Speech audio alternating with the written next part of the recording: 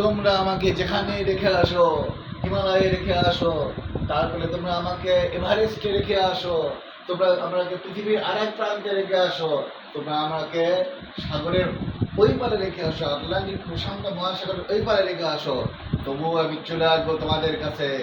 যেখানে আমাকে রাখবে আমি সেখান থেকে আমি এখানে চলে আসবো।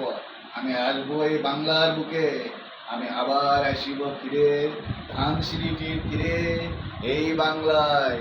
হয়তো মানুষ নয়, হয়তো শঙ্করজি শালিকের দেশে।